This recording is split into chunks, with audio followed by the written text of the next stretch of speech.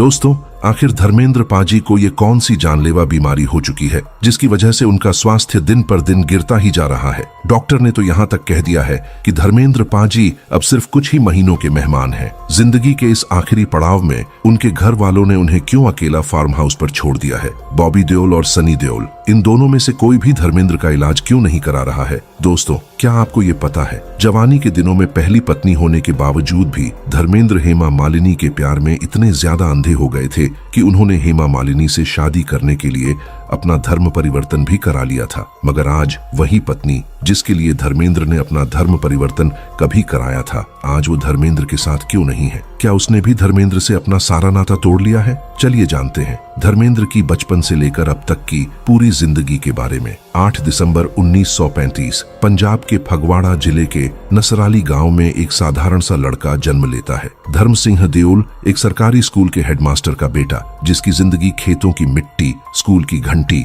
और पंजाब की ठंडी हवाओं में बीत रही थी। पिता चाहते थे कि बेटा पढ़ाई में नाम कमाए, लेकिन इस लड़के के दिल में किताबों से ज्यादा जगह सिनेमा के पर्दे ने ले रखी थी। गांव के मेले में लगने वाले प्रोजेक्टर शो या चौपाल पर चलने वाले फिल्मी गाने, ये उसका असली स्कूल थे। लेकिन किस्मत हमेशा सपनों का इंतजार नहीं करती। घर की जिम्मेदारियां जल्दी कंधों पर आ गईं। मुश्किलें ऐसी कि पढ़ाई बीच में छोड़नी पड़ी। साल 1954, उम्र सिर्फ 19 साल, और परिवार ने बिना ज्यादा पूछे उसके लिए दुल्हन चुन दी, प्रकाश कौर। ये शादी अरेंज थी, मोहब्बत से दूर, लेकिन पंजाब की परंपराओं में डूबी हुई। उस दौर में मर्द शादी के बाद भी अपने सपनों का पीछा कर सकता था, लेकिन औरत का सपना बस घर परिवार तक सिमट जाता था। प्रकाश बिल्कुल विपरीत स्वभाव की थी, न फिल्मी दुनिया से लेना देना, न किसी तरह का दिखावा। वह गांव की रसोई में घंटों खाना बनाती, घर संभालती और बिना किसी शिकायत के अपने पति की इच्छाओं का सम्मान करती। उन दिनों धर्मेंद्र खेती बाड़ी में हाथ बटाते, लेकिन शाम को दोस्तों संग चौपाल पर बैठकर फिल्मों के किस्से सुनना उनका शौक था। फिल्मों का यह शौक अचानक एक मौके में बदल गया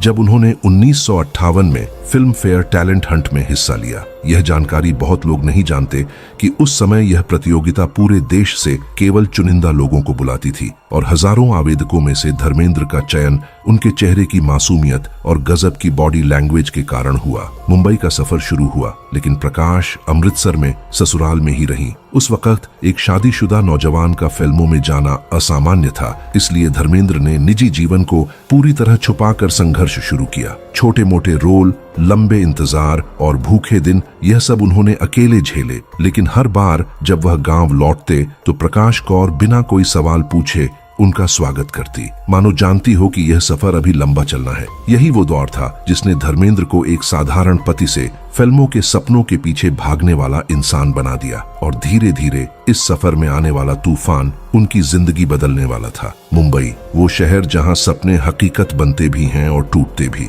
धर्मेंद्र अपने छोटे से गांव से इस शहर में उतरे तो जेब में बस कुछ रुपए और दिल में ढेर सारा भरोसा था। पर फिल्मी दुनिया का दरवाजा इतना आसान नहीं था। दिन भर स्टूडियो के बाहर चक्कर, रात को छोटे से कमरे में भूखे सोना, यही उनकी नई जिंदगी थी। शुरुआती दिनों में उन्होंने जूनियर आर्टिस्ट के रूप में भी काम किया, और कभी कभी फिल्मों के सेट पर सिर्फ देखने के लिए जाते। कैमरे का जादू, लाइट्स की चमक और स्टार्स का रौब, ये सब उनकी आंखों में बसता जा रहा था। लेकिन असली मौका 1960 में आया, जब उन्हें दिल भी तेरा हम भी तेरे में पहला लीड रोल मिला। फिल्म बॉक्स ऑफिस पर बड़ी हिट नहीं थी, लेकिन धर्मेंद्र की सादगी और स्क्रीन प्रेजेंस ने डायरेक्टर्स का ध्यान खींच लिया। उनकी मेहनत और पर्सनैलिटी की चमक ने उन्हें जल्दी ही अलग पहचान दिला दी। 60 के दशक में अनपढ़ और हकीकत जैसी फिल्मों ने साबित किया कि वो सिर्फ हैंडसम हीरो नहीं, बल्कि भावनाओं को स्क्रीन पर उतारने का हुनर भी रखते हैं। इस दौर में उनका नाम उस समय के टॉप एक्शन हीरो और रोमांटिक स्टार्स में गिना जाने लगा। इसी बीच निजी जिंदगी में भी बड़ा बदलाव आया।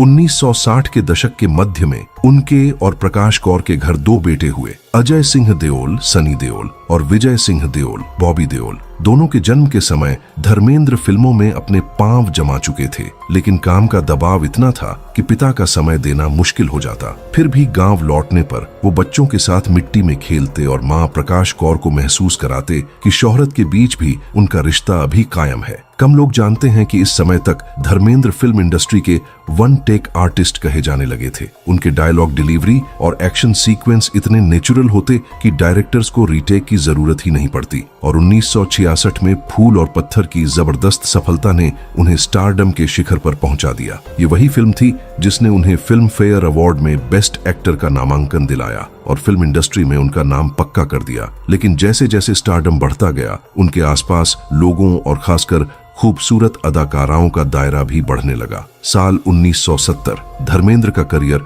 अपने सुनहरे दौर में था। एक्शन हीरो के साथ साथ रोमांटिक लवर बॉय की उनकी इमेज पर्दे पर भी चमक रही थी। इसी समय इंडस्ट्री में कदम रखी एक नई अभिनेत्री ने, जिसने अपने पहले ही रोल से दर्शकों को दीवाना बना दिया, हेमा मालिनी। तमिलनाडु के एक ब्राह्मण परिवार की यह लड़की नृत्य और अभिनय में इतनी निपुण थी कि मीडिया ने उसे ड्रीम गर्ल का ताज दे दिया। धर्मेंद्र और हेमा की पहली मुलाकात फिल्म शराफत के सेट पर हुई। शुरू में यह रिश्ता बस प्रोफेशनल था। सीन खत्म होते ही दोनों अपने अपने मेकअप रूम में चले जाते। लेकिन फिर आई तुम हसीन मैं जवान और खासकर सीता और गीता। इन फिल्मों की शूटिंग के दौरान दोनों के बीच एक अजीब सी सहजता आ गई। कैमरे के सामने उनकी केमिस्ट्री इतनी नेचुरल थी कि डायरेक्टर्स तक को लगता कि यह सिर्फ एक्टिंग नहीं है, पर असली कहानी कैमरे के पीछे लिखी जा रही थी। धर्मेंद्र जो पहले से शादीशुदा थे और 2 बच्चों के पिता, हेमा के आकर्षण से बच नहीं पाए। वो सेट पर उन्हें देख घंटों तक सीन रिहर्स करने का बहाना बनाते, यहाँ तक कि डायलॉग में गलती करके रीटेक मांगते, बस थोड़ा और वक्त साथ बिताने के लिए।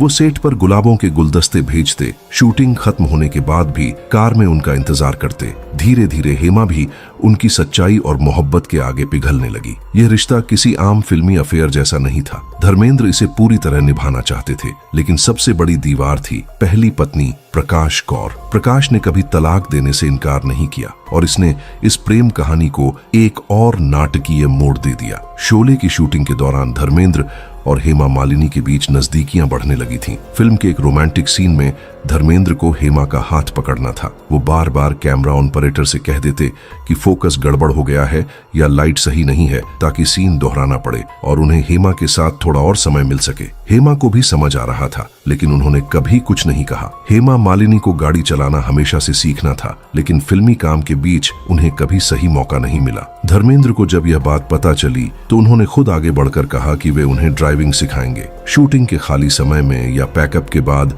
दोनों कार में निकलते और धर्मेंद्र धैर्य से उन्हें सिखाते। कभी गियर बदलने का तरीका बताते, कभी मोड़ पर सावधानी बरतने की सलाह देते। इन ड्राइविंग लेसन्स के दौरान दोनों के बीच सिर्फ ड्राइविंग की बातें ही नहीं होती थीं, बल्कि हंसी मजाक और हल्की फुल्की बातचीत भी होती थी। यही छोटे छोटे पल धीरे धीरे उनकी दोस्ती को गहरे रिश्ते में बदलने लगे। हेमा मालिनी की माँ जया चक्रवर्ती अपनी बेटी के लिए हमेशा एक अविवाहित और स्थिर जीवन साथी चाहती थीं। उन्हें धर्मेंद्र से रिश्ता मंजूर नहीं था, क्योंकि वे पहले से शादीशुदा थे। कई बार उन्होंने हेमा को समझाने की कोशिश की कि यह रिश्ता आगे चलकर मुश्किलें ला सकता है, लेकिन धर्मेंद्र ने हार नहीं मानी। एक बार वे फूलों की बड़ी टोकरी और कई उपहार लेकर हेमा के घर पहुंचे, सिर्फ इसलिए कि जया चक्रवर्ती का दिल जीत सके। हालांकि पूरी तरह उनका मन बदलना आसान नहीं था, लेकिन धर्मेंद्र का यह प्रयास उनके सच्चे इरादों का संकेत था। फिर आया वो फैसला जिसने पूरे देश को चौंका दिया। धर्मेंद्र और हेमा दोनों ने इस्लाम धर्म कबूल कर लिया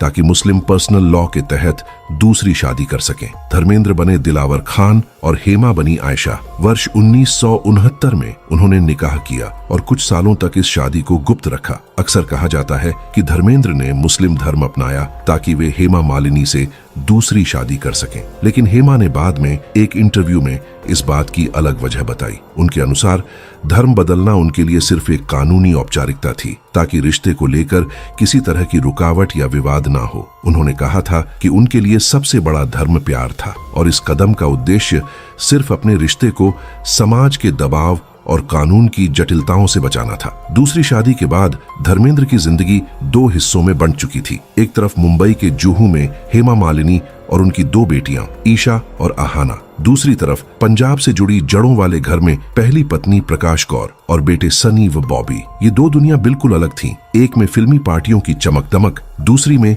घर के आंगन की सादगी। धर्मेंद्र इन दोनों घरों के बीच एक पतली डोर पर चल रहे थे। सुबह कभी सेट पर हेमा के साथ रोमांटिक सीन, तो शाम को सनी की स्कूल मीटिंग या बॉबी का बर्थडे। उन्होंने कोशिश की कि किसी को भी यह महसूस ना हो कि वह दूसरे से ज्यादा महत्वपूर्ण है। सनी और बॉबी के करियर की शुरुआत में उन्होंने पूरा साथ दिया। सनी को बेताब और बॉबी को बरसात के जरिए लॉन्च करना, यह सिर्फ एक पिता नहीं बल्कि एक प्रोड्यूसर और मेंटर की जिम्मेदारी थी। उधर हेमा मालिनी भी इस रिश्ते में अपनी शर्तों के साथ थीं। उन्होंने धर्मेंद्र से साफ कर दिया था कि बेटियों की परवरिश उनकी पहली प्राथमिकता होगी। वो चाहती थीं कि बेटियां माँ बाप दोनों का प्यार महसूस करें, भले ही परिस्थितियां अलग हों। और सच तो ये है कि शुरुआती वर्षों में धर्मेंद्र ने यह संतुलन बखूबी निभाया, लेकिन यह आसान नहीं था। मीडिया अक्सर इन रिश्तों पर सवाल खड़ा करता, कौन सा घर असली है, किसके साथ ज्यादा वक्त बिताते हैं। धर्मेंद्र ने हमेशा चुप्पी साधी और दोनों परिवारों को कैमरे से बचाने की कोशिश की।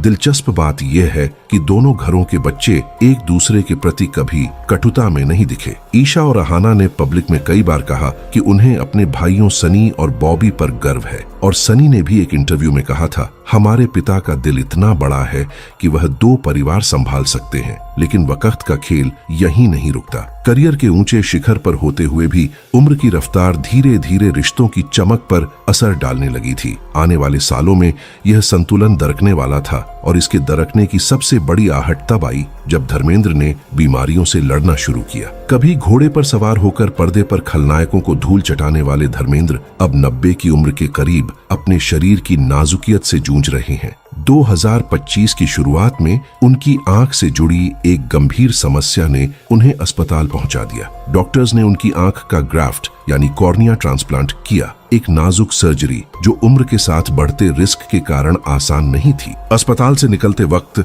बाईं आंख पर सफेद पट्टी बंधी थी। कैमरों ने घेरा तो उन्होंने मुस्कुराते हुए कहा, अभी भी बहुत दम है, मेरी आंख में ग्राफ्ट हो गया है। ये उनकी जिद थी जो हमेशा उन्हें गिरने के बाद भी खड़ा कर देती है। लेकिन इस सर्जरी की तस्वीरों में एक और कहानी छुपी थी। उनके पास कौन था और कौन नहीं। जब जब उन्हें अस्पताल में भर्ती कराया गया, मीडिया ने देखा कि उनके साथ पहली पत्नी प्रकाश कौर और बेटे सनी बॉबी मौजूद थे। वहीं हेमा मालिनी बस औपचारिक तौर पर मिलने आई और तुरंत लौट गईं। इलाज के लिए अमेरिका ले जाने का फैसला हुआ तो फ्लाइट में साथ थे बेटे और पहला परिवार। ड्रीम गर्ल नजर नहीं आई। सनी देओल ने एक इंटरव्यू में साफ कहा, मां प्रकाश कौर हमेशा पापा के लिए रही हैं, फिर चाहे हालात कैसे भी हों। यह बयान सिर्फ एक लाइन नहीं था, बल्कि उस रिश्ते का प्रमाण था जो बिना प्रचार और बिना तमाशे के हमेशा खड़ा रहा। प्रकाश कौर, जिन्होंने कभी मीडिया में अपने दर्द का इजहार नहीं किया, अब दिन रात धर्मेंद्र के पास थीं। दवाइयां देना, आंख का ड्रॉप टाइम पर लगाना, उनके हाथ पकड़कर पुराने दिनों की कहानियां सुनाना, यह सिर्फ देखभाल नहीं बल्कि एक पुराने अधूरे रिश्ते में फिर से जान डालना था। इस दौरान सोशल मीडिया और न्यूज चैनल्स पर सवाल उठने लगे, क्या धर्मेंद्र और हेमा के बीच की नजदीकियां या बस बीते जमाने की बातें रह गई हैं? क्या यह वही कहानी है जहां जवानी का प्यार बुढ़ापे में सच्चे सहारे से हार जाता है? धर्मेंद्र की आंख की सर्जरी सिर्फ एक मेडिकल इवेंट नहीं थी, ये उनकी जिंदगी का आईना थी। उन्होंने अपनी मोहब्बत के लिए दुनिया से बगावत की थी। धर्म बदला था, लेकिन बुढ़ापे में साथ वही था जिसे कभी अतीत मानकर पीछे छोड़ दिया था। शायद उम्र यही सिखाती है कि असली घर वो है जहां आपको बिना शर्त अपनाया जाए। शोहरत और रिश्तों की चमक फीकी पड़ जाती है, लेकिन वो हाथ जो मुश्किल वक्त में आपके माथे पर ठंडा स्पर्श रखे, वही आपकी आखिरी पनाह बन जाता है। और आज धर्मेंद्र के लिए वो हाथ प्रकाश कौर का है। ये सिर्फ एक पति पत्नी की कहानी नहीं, बल्कि उस सच्चाई का आईना है जिससे हम सब एक दिन रूबरू होते हैं कि वक्त मोहब्बत और शोहरत से भी ताकतवर है। ये तय करता है कि अंत में आपके पास कौन खड़ा रहेगा।